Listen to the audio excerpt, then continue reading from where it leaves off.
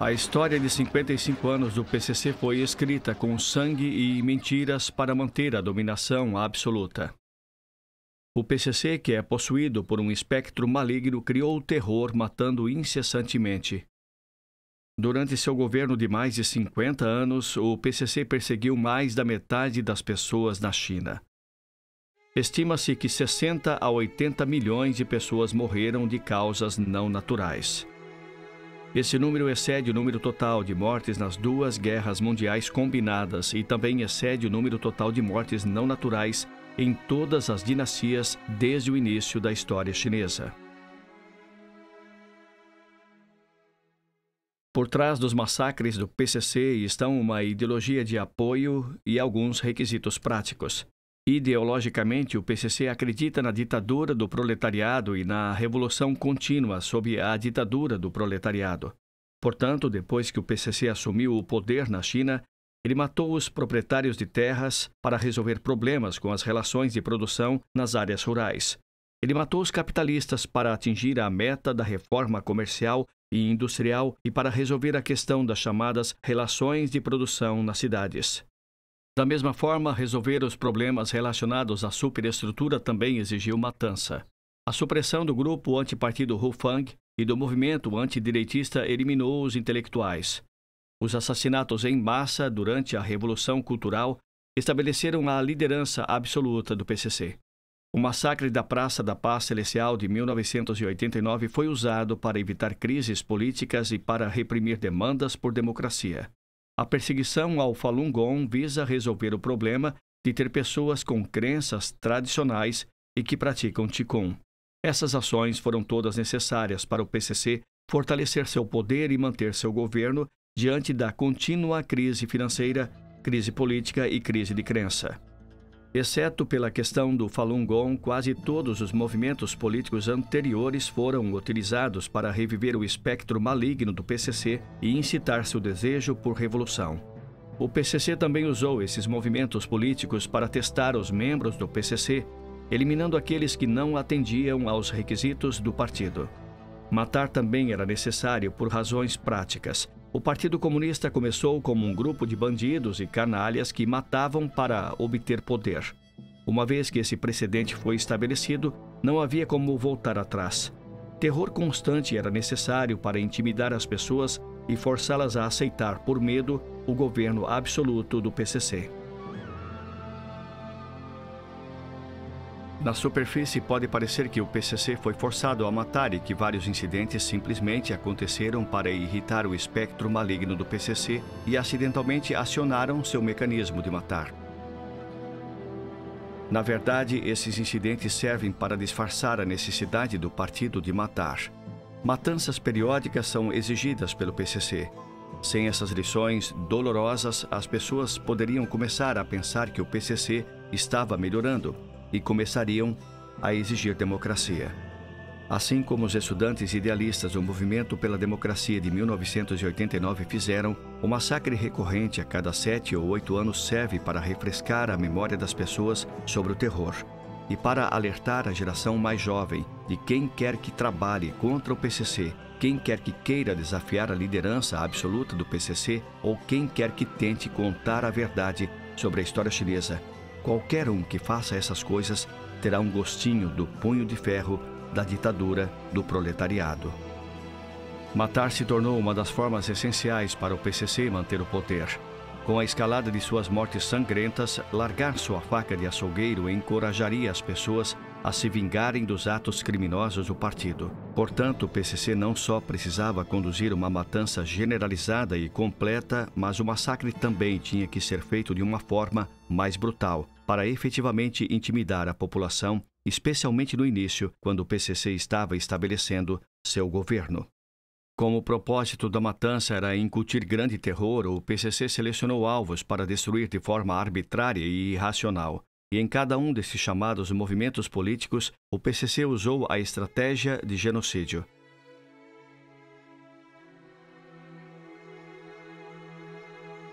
E o massacre continua até hoje. As histórias por trás do massacre são extremamente trágicas e raramente expostas. Como resultado, além da destruição de inúmeros indivíduos e famílias, o PCC destruiu a alma do povo chinês. Muitas pessoas foram condicionadas a reagir às ameaças do PCC, rendendo inteiramente sua razão e seus princípios.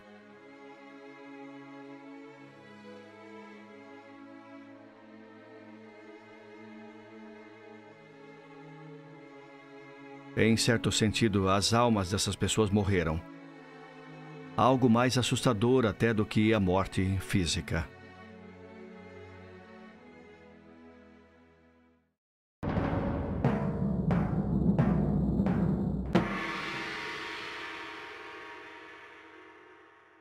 Em dinastias passadas, os imperadores concediam a anistia a todo o país depois de serem coroados. Por outro lado, antes de Mao Tse-tung estabelecer a República Popular da China, ele escreveu o seguinte: definitivamente não aplicaremos uma política de benevolência para com os reacionários e as atividades reacionárias das classes reacionárias. Antes que o PCC estivesse no poder, ele já havia decidido agir de maneira tirânica. Ele se autodenominava Ditadura Democrática Popular. Em março de 1950, o PCC anunciou ordens para suprimir rigorosamente os elementos reacionários. Deve ser destacado que o PCC não suprimia comportamentos reacionários, apenas as pessoas que eles rotulavam como reacionários. Se alguém tivesse simplesmente se alistado no exército do Kuomintang, mesmo sem fazer a mínima coisa política, depois que o PCC ganhou o poder, essa pessoa ainda seria morta por causa de sua chamada história reacionária. Em fevereiro de 1951, o PCC Central disse que, exceto pela província de Zhejiang e no sul da província de Anhui, outras áreas que não estão matando o suficiente, principalmente nas grandes e médias cidades, devem continuar prendendo e matando em maiores números e não devem parar tão cedo. Mao até recomendou o seguinte: nas áreas rurais, para matar os reacionários, deve-se matar mais de 1/1000 da população total. Nas cidades, deve ser menos de 1/1000. A população da China naquela época era de aproximadamente 600 milhões de pessoas. Então, essa ordem real de Mao teria causado pelo menos 600 mil mortes. Talvez por capricho, Mao decidiu que essas 600 mil vidas seriam suficientes para estabelecer a base para criar medo entre as pessoas e, portanto, ordenou que isso acontecesse. Se essas pessoas mereciam morrer, não era uma preocupação do PCC. Os regulamentos da República Popular da China para a punição dos contra-revolucionários anunciaram em 1951 que mesmo aqueles que espalhassem rumores poderiam ser executados imediatamente. Enquanto a supressão dos reacionários estava sendo implementada intensamente, a reforma agrária também estava ocorrendo em larga escala. Na superfície, a reforma agrária parecia defender um ideal de que todos teriam terra para cultivar, mas na verdade era apenas uma desculpa para matar. Tao Zhu, que era o quarto na dinastia do PCC, tinha um slogan para a reforma agrária: em todos os vilarejos, o derramamento de sangue; em todas as casas, a luta. Ele quis dizer que, em cada vila, os proprietários de terras devem morrer. A reforma agrária poderia ter sido alcançada sem matar. Poderia ter sido feita da mesma forma que o governo taiwanês, comprando a propriedade dos proprietários de terra. No entanto, o PCC só sabia roubar. Temendo que pudesse sofrer vingança após roubar, o PCC naturalmente precisava matar as vítimas. A forma mais comum de matar ficou conhecida como sessão de luta. O PCC inventou crimes e indiciou os proprietários de terra ou fazendeiros ricos. O público foi questionado sobre como eles deveriam ser punidos. Alguns membros ou ativistas do PCC já estavam plantados na multidão e gritavam: devemos matá-los. Então, os proprietários de terras e camponeses ricos eram executados no local. No final de 1952, o número de chamados elementos reacionários que foram executados era de cerca de 2.400.000, de acordo com publicações oficiais do PCC. O número real de mortos de ex-funcionários do governo do KMT foi de mais de 5 milhões. Durante a reforma agrária do PCC, o número de mortos foi de cerca de 10 milhões. Durante a supressão dos reacionários e a reforma agrária, o PCC matou todo o pessoal administrativo do sistema anterior e obteve controle total das áreas rurais, instalando uma filial do partido em cada vila. Uma enorme quantidade de riqueza foi obtida roubando durante as duas campanhas. O terceiro resultado foi que todos os civis foram aterrorizados. A supressão dos reacionários e a reforma agrária visaram principalmente o campo, enquanto as campanhas 3 ante e 5 ante podem ser consideradas o genocídio correspondente nas cidades. No movimento 3 ante, uma quantidade de membros corruptos da estrutura do PCC foi executado, enquanto a campanha 5 ante estava essencialmente assassinando os capitalistas por seu dinheiro. Os capitalistas eram obrigados a pagar impostos que o PCC os acusava de terem sonegado impostos no final do século XIX e início do século XX. Eles não tinham condições de pagar esses supostos impostos e não tinham outra escolha a não ser pular de prédios altos, deixando seu cadáver para que o PCC pudesse ver a prova de sua morte. Chen Yi, o prefeito de Xangai naquela época, era informado todas as noites enquanto descansava em seu sofá com uma xícara de chá na mão. Ele perguntava quantos paraquedistas tinham hoje, ou seja, quantos empresários pularam de prédios altos para cometer suicídio hoje. Nenhum dos capitalistas conseguiu escapar da campanha dos 5 ante. Dizia-se que naquela época as pessoas não ousavam andar perto de prédios altos em Xangai com medo de serem esmagadas por pessoas pulando de cima.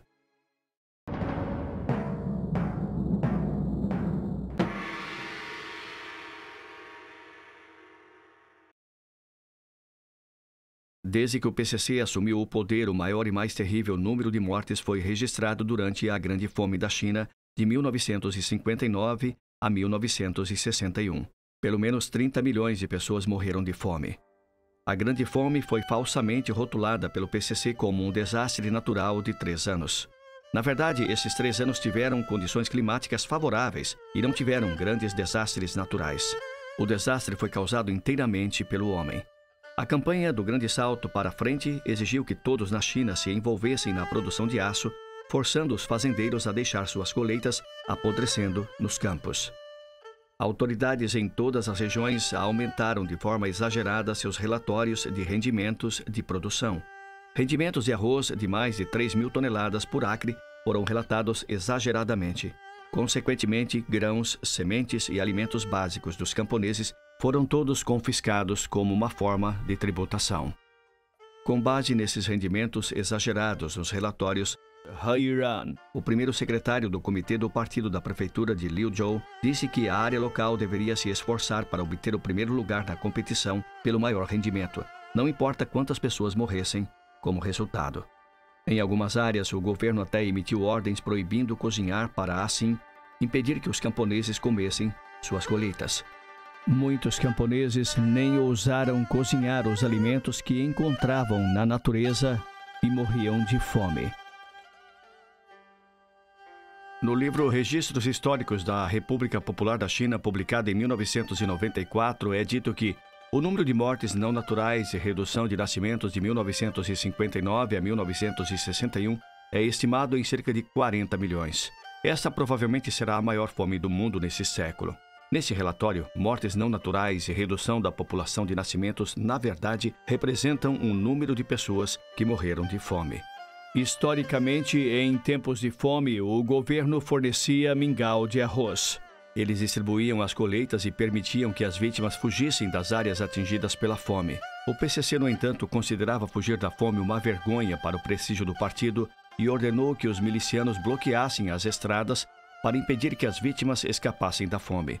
Quando os camponeses estavam com tanta fome a ponto de roubar grãos dos depósitos de grãos, o PCC ordenou que atirassem na multidão e rotulou os mortos como elementos contra-revolucionários. Um grande número de camponeses morreu de fome em muitas províncias, incluindo Gansu, Shandong, Henan, Anhui, Hubei, Hunan, Sichuan e Guangxi. Os camponeses famintos foram forçados a participar do trabalho de irrigação e da siderurgia. Muitos caíam no chão enquanto trabalhavam e nunca mais se recuperavam. No final, aqueles que sobreviveram não tinham forças para enterrar os mortos. Muitas aldeias acabaram completamente. Nas fomes mais sérias da história da China antes do PCC, houve casos em que as famílias trocaram os filhos umas das outras para comer, mas ninguém nunca comeu seus próprios filhos. Sob o reinado do PCC, no entanto, as pessoas foram levadas a canibalizar aqueles que morriam, aqueles que fugiram de outras regiões e até matar e comer seus próprios filhos. O escritor Chatin descreve essa cena em seu livro Uma Terra Obscura de Bile. Em uma família de camponeses, um pai foi deixado apenas com seu filho e sua filha durante a grande fome. Um dia, a filha foi impelida para fora de casa pelo pai. Quando ela voltou, não encontrou seu irmão mais novo, mas viu óleo branco flutuando no caldeirão e uma pilha de ossos perto do forno. Alguns dias mais tarde, o pai acrescentou mais água no pote e chamou sua filha para mais perto. A menina estava amedrontada e do lado de fora suplicou ao pai: "Papai, por favor, não me coma. Eu posso colher lenha e cozinhar para você. Se você me comer, ninguém mais fará isso para você." A extensão e o número de tragédias como essa são desconhecidos, mas sabemos que os membros do PCC em diferentes níveis, os diretamente responsáveis por essas tragédias, resistiram a dizer a verdade diante de dezenas de milhões morrendo de fome. Como resultado, eles passaram no teste do PCC. Após a Grande Fome, os oficiais provinciais responsáveis apenas participaram da formalidade da autocrítica. Li Jin-chuan, o secretário do PCC para a província de Sichuan, onde milhões de pessoas morreram de fome, foi promovido. No entanto, o PCC deturpou essas pessoas como sendo dignas de honra, alegando que o PCC estava liderando as pessoas a lutar bravamente contra os desastres naturais e continuou a se autoproclamar grande, glorioso e correto.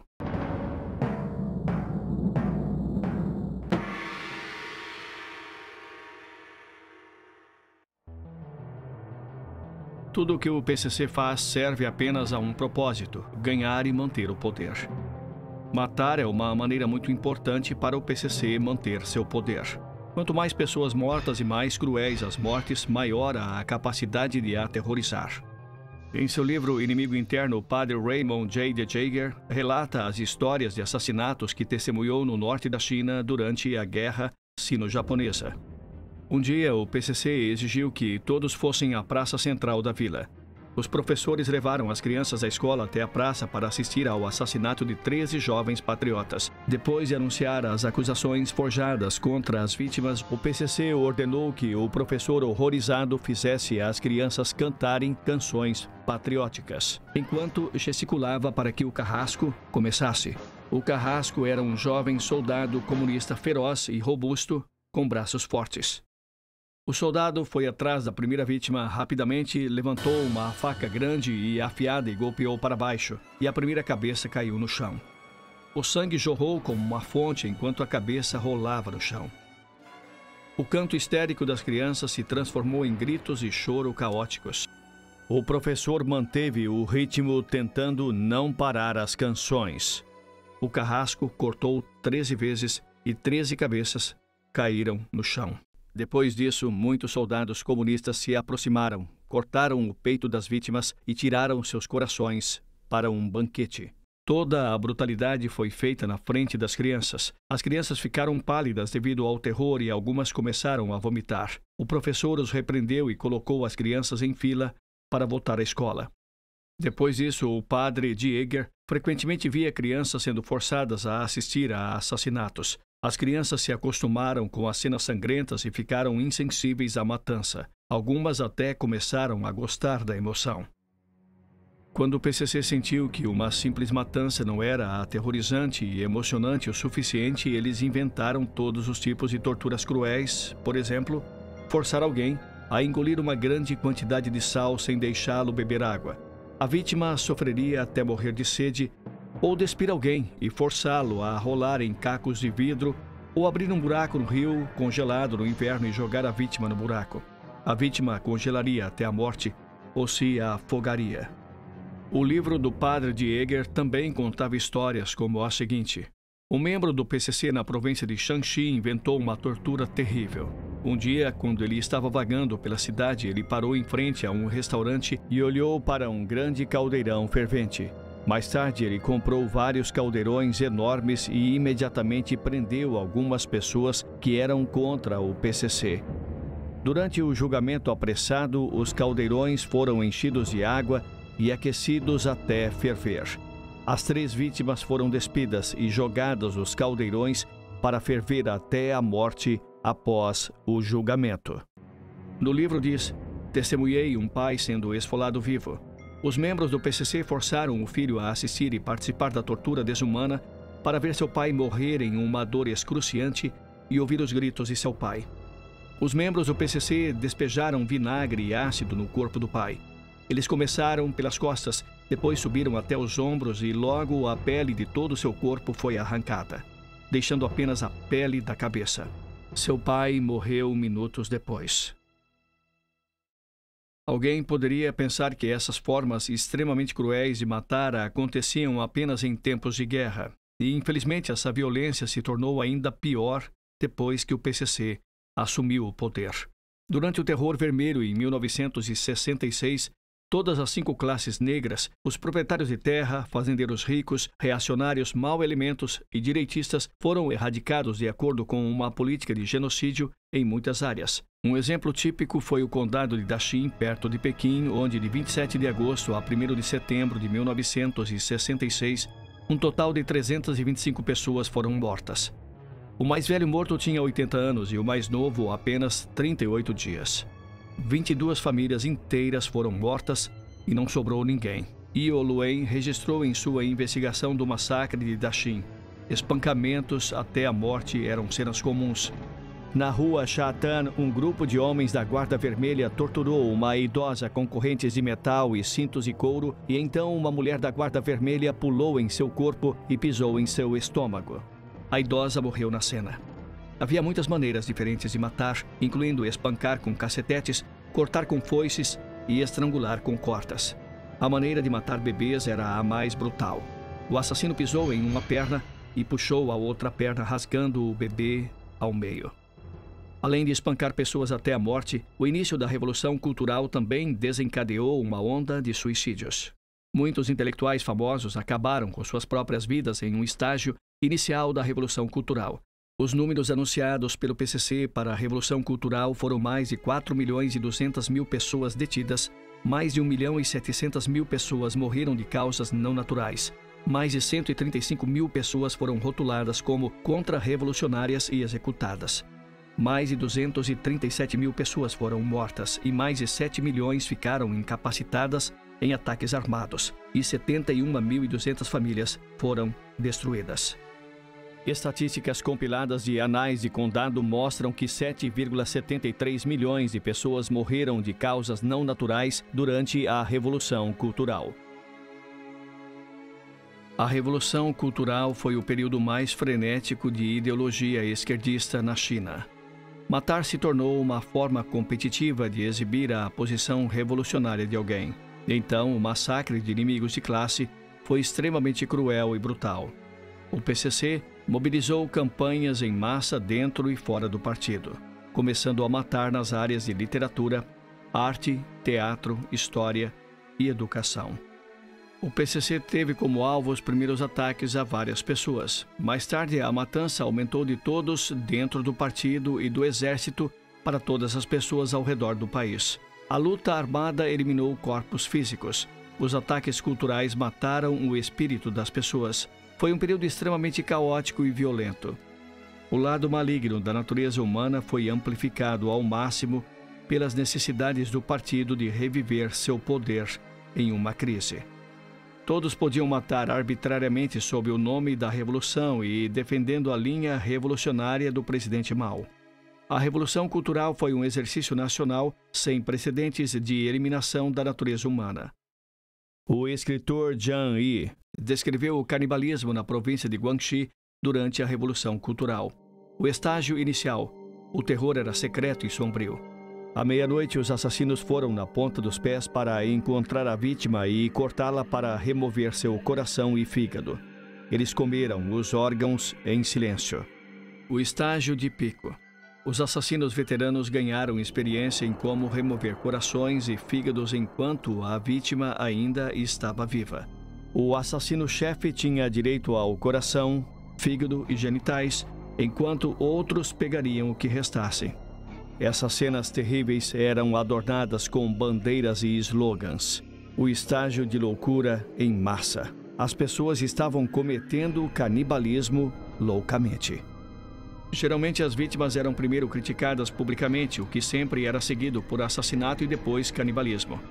Assim que uma vítima caía no chão, as pessoas pegavam as facas que haviam preparado e cercavam a vítima, cortando qualquer parte do corpo que pudesse pegar. E as pessoas gostavam de banquetes canibais. Não pense erroneamente que tal festival de canibalismo foi puramente um comportamento desorganizado do povo. O PCC era uma organização totalitária que controlava cada célula da sociedade. Sem o incentivo e a manipulação do PCC, o movimento de canibalismo não poderia ter acontecido. Uma música escrita pelo PCC em louvor a si mesmo diz que a velha sociedade transformou humanos em fantasmas. A nova sociedade transformou fantasmas em humanos. No entanto, essas mortes e banquetes canibais nos dizem que o PCC poderia transformar um ser humano em um monstro ou um demônio, porque o próprio PCC é mais cruel do que qualquer monstro ou demônio.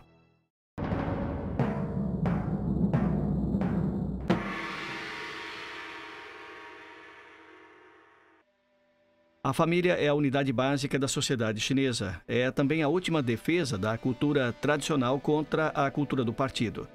É por isso que o dano à família é o mais cruel na história de matança do PCC. Porque o PCC monopoliza todos os recursos sociais. Quando uma pessoa é classificada como estando do lado oposto da ditadura, ela enfrentará imediatamente uma crise de subsistência. Ser acusado por todos na sociedade e despojado de sua dignidade porque é tratado injustamente. A família é o único refúgio seguro para essas pessoas inocentes serem consoladas. Mas a política de implicação do PCC impediu que os membros da família se protegessem. Caso contrário, eles também corriam o risco de serem rotulados como inimigos da ditadura. Traição de membros da família. Relatar críticas ou denúncias públicas é a gota d'água que quebra seu espírito. Muitas pessoas cometeram suicídio como resultado. Em todos os movimentos políticos anteriores, mais da metade da população chinesa foi perseguida pelo PCC e o número de famílias destruídas pelo PCC é estimado em mais de 100 milhões. Uma pessoa morreu e a família foi desfeita. Pai e filho, mãe e filha foram forçadas a renunciar a seus relacionamentos. Alguns ficaram incapacitados, alguns enlouqueceram e alguns morreram jovens devido a doenças graves causadas por tortura. O registro de todas essas tragédias familiares é muito incompleto. A filha de Jiang Zixin, Lilin, lembrou que no início da primavera de 1975, quando ela estava em uma chamada sessão de estudo para as famílias de condenados à morte, uma pessoa do tribunal de Shenyang disse em voz alta: "Sua mãe é uma contra-revolucionária realmente ferrenha. Ela é contra nosso grande líder, o presidente Mao. Se ela for executada, qual será a sua atitude?" Meu coração estava partido, mas fingi estar calma, tentando muito evitar que minhas lágrimas caíssem. Meu pai me disse que não poderíamos chorar na frente dos outros. Caso contrário, não teríamos como renunciar ao nosso relacionamento com minha mãe. O pai respondeu por mim: "Se for esse o caso, o governo é livre para fazer o que julgar necessário." A pessoa do tribunal perguntou novamente: "Você recolherá o corpo dela se ela for executada? Seus pertences na prisão?" O pai respondeu: "Não precisamos de nada." Cambaleando, caminhamos para casa contra a tempestade de neve uivante. O pai abriu gentilmente a mala que trouxemos de nossa antiga casa em Shenyang e tirou a foto de nossa mãe. Ele olhou para ela e não conseguiu conter as lágrimas. Coloquei minha cabeça nos braços do meu pai e comecei a chorar alto.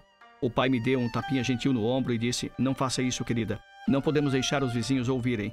O pai segurou meu irmão e eu firmemente em seus braços. Nós compartilhamos muitas lágrimas naquela noite, mas não podíamos chorar livremente.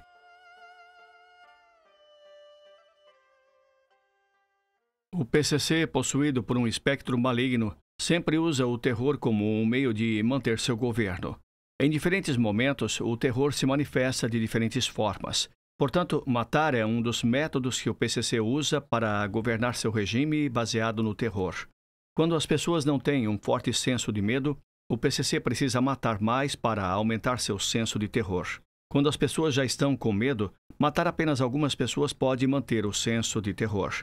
Quando as pessoas não conseguem evitar o medo do PCC, então, mesmo apenas anunciar a intenção de matar, seria o suficiente para o PCC manter o terror sem realmente ter que matar. Depois de ter experimentado inúmeros movimentos políticos e de matança, as pessoas formaram uma resposta reflexa condicionada ao terror do PCC. Portanto, não há necessidade de o PCC sequer mencionar matança. No entanto, o PCC ajustaria a intensidade de sua matança quando o senso de terror das pessoas mudasse. O ditado bem conhecido de Deng Xiaoping então era que matar 200 mil pessoas garante 20 anos de estabilidade. Mas a estabilidade de que fala é a do governo do PCC, não para o povo chinês. À medida que as pessoas na China entram na era dos computadores e das viagens espaciais e podem falar em particular sobre direitos humanos, liberdade e democracia, muitas pessoas pensam que as atrocidades horríveis e repugnantes estão todas no passado. O PCC vestiu roupas civis e está pronto para se conectar com o mundo. No entanto, o PCC levantou suas facas mais uma vez ao enfrentar os praticantes do Falun Gong em 1999 até o final de 2002. De acordo com uma fonte interna na China continental, mais de 7 mil praticantes do Falun Gong foram torturados até a morte em centros de detenção, campos de trabalho forçado, prisões ou hospitais psiquiátricos em toda a China, com uma média de 7 mortes por dia.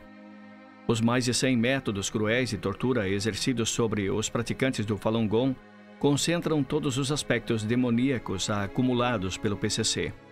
À medida que a China avança em direção ao desenvolvimento, o povo chinês começou a viver uma vida boa. No entanto, o PCC quer eliminar esses cidadãos comuns. Esse tipo de regressão sob a face superficial do progresso e uma perseguição escondida atrás de um muro de mentiras, que mostram a natureza do PCC de matar, mesmo quando não derrama sangue, expõe sua extrema natureza demoníaca.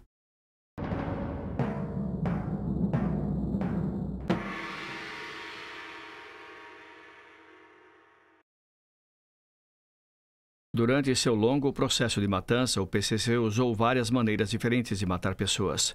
Dependendo do período de tempo, as maneiras mais usadas incluem: número 1, criar propaganda antes de matar, fabricar mentiras como desculpa para matar e incitar o ódio por aqueles que estão prestes a serem mortos.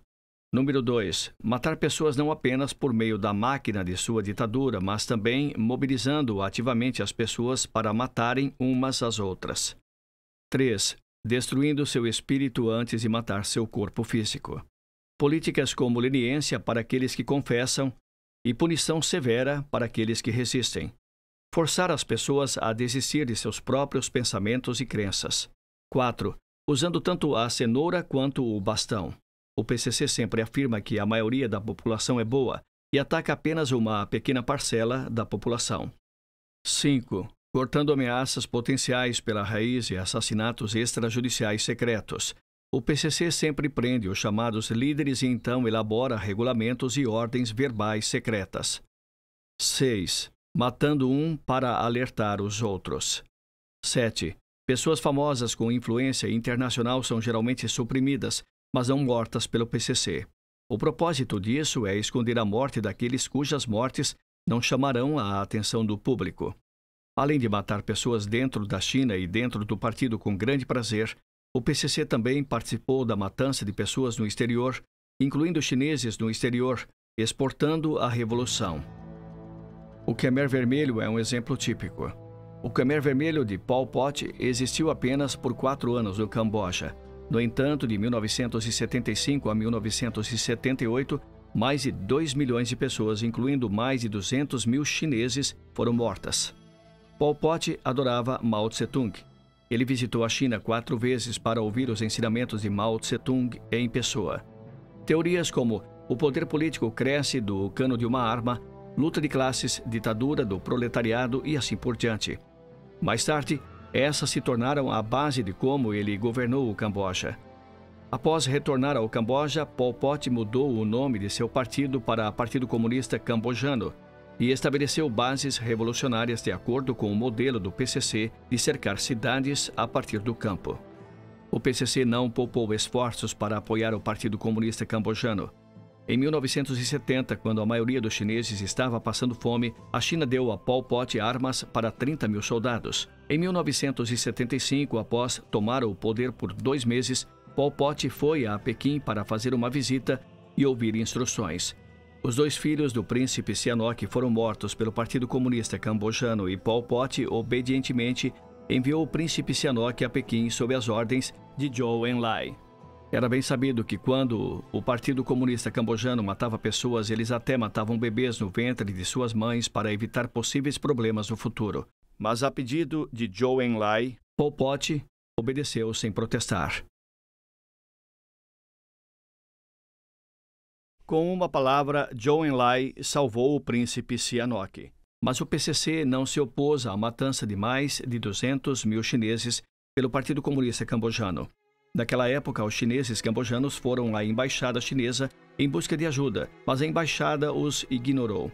Em maio de 1998, quando o assassinato e estupro em larga escala de chineses étnicos ocorreu na Indonésia, o PCC não disse uma palavra e até bloqueou as notícias dentro da China. Parece que o governo comunista chinês não se importa nem um pouco com o destino dos chineses no exterior. Ele nem ofereceu assistência humanitária. Stalin disse uma vez que a morte de um homem é uma tragédia, mas a morte de 1 milhão é apenas uma estatística.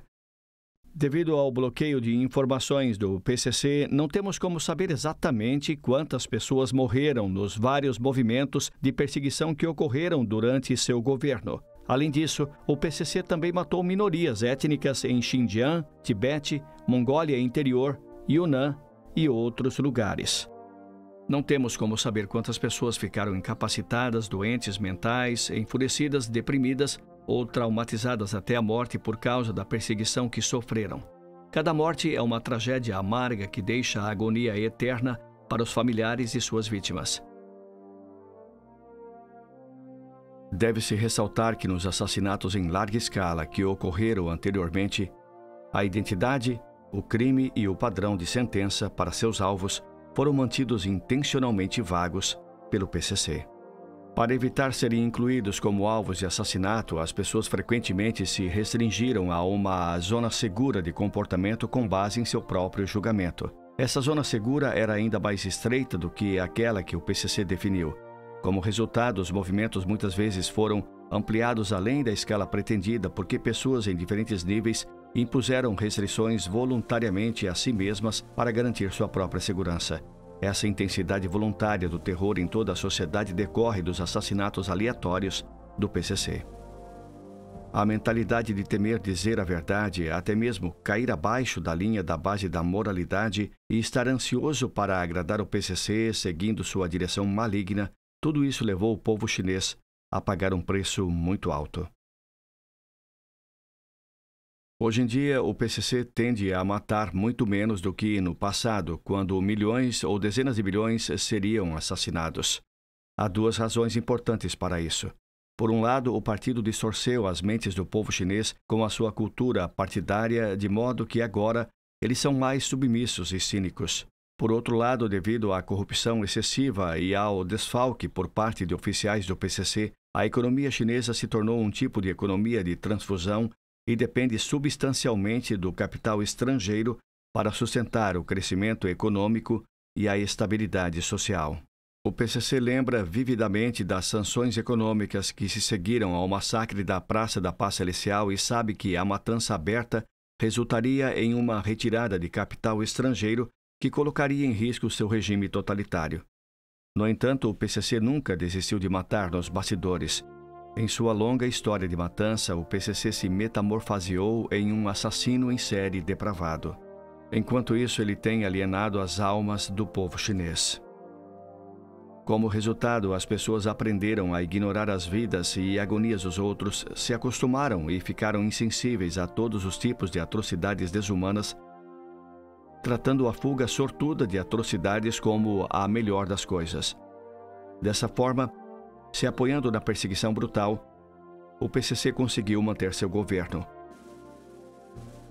Hoje, as mortes sangrentas do PCC tornaram impossível uma solução benevolente. Ele só pode contar com pressão intensa e o governo totalitário para manter sua existência até seu momento final.